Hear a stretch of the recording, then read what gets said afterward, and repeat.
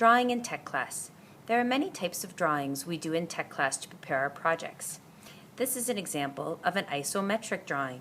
In this type of drawing, we sketch the design in 3 dimensions. What we're going to practice today is something called an orthographic projection or an orthographic drawing. This is what this drawing looks like. They are 2-dimensional drawings of the faces of the 3D object. There is no attempt to make this look 3D or shade it so that it looks 3D or show the hidden sides. It is just what you would actually see from 3 different vantage points. And that's what we're going to practice today. You'll notice that if there are straight sides to the object, it is drawn with a ruler. Drawings should always be done in pencil, and they should look proportional. So here you can see the front part of this object is a lot less wide than this part of the object. When the orthographic drawing was made, this part also does look shorter than this part, just like it does in real life. On the isometric drawing, the garage door here comes almost all the way to the top, and on the orthographic projection, it also comes almost all the way to the top. That's called proportional.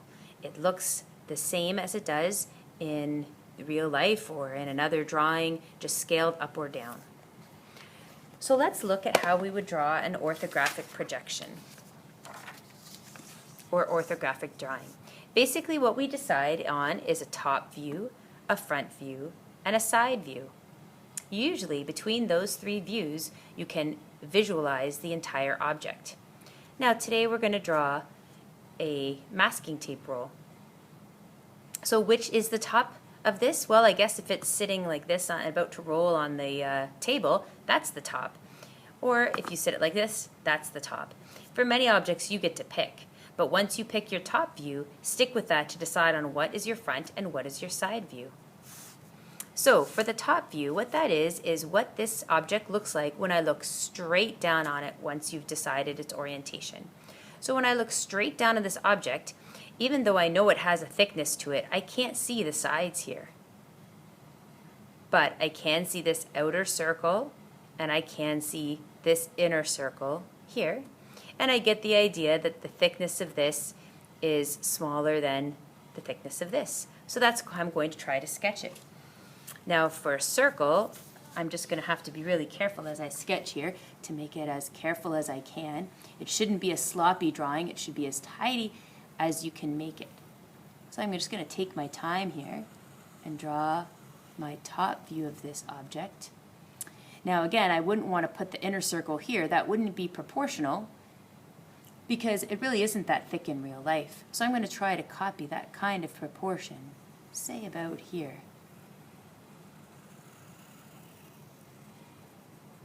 And then I actually can see a little thickness here, so I might sketch that as well.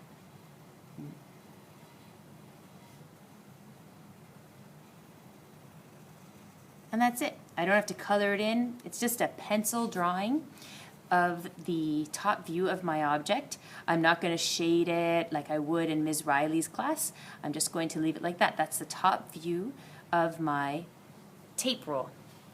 Now for my front view, that's what it would look like if I got down and I looked at it, kind of crouched down and looked at it from this angle right here. That would be my front view.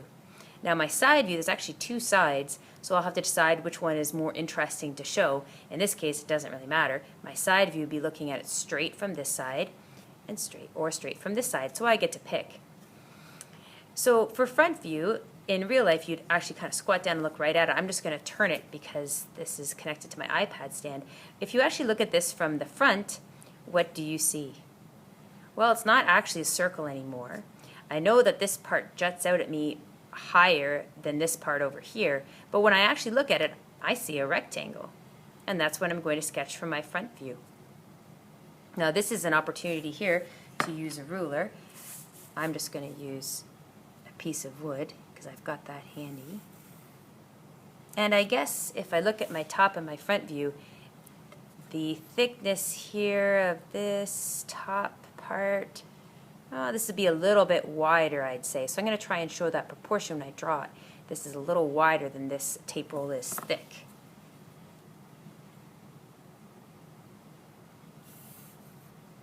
So maybe about there.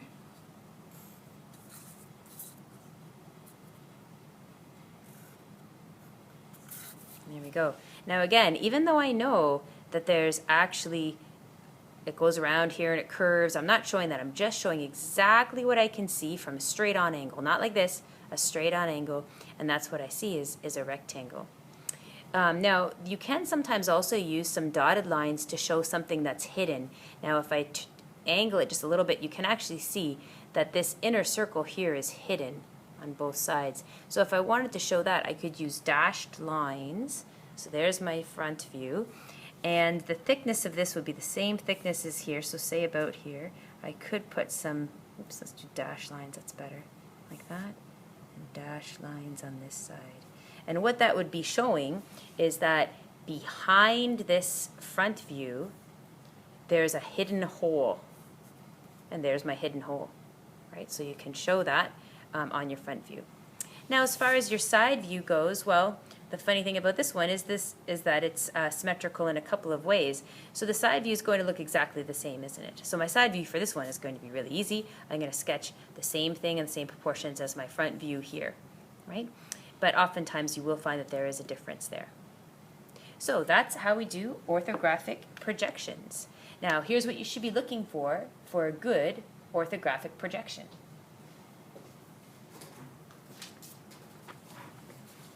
You should have drawings are carefully done. It should look like you took some time and some care.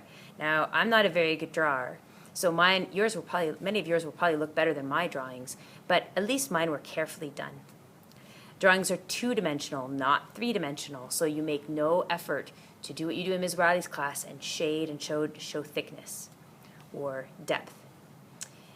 Next, there is no shading. A ruler has been used for straight sides. Each view shows only what can actually be seen from that side.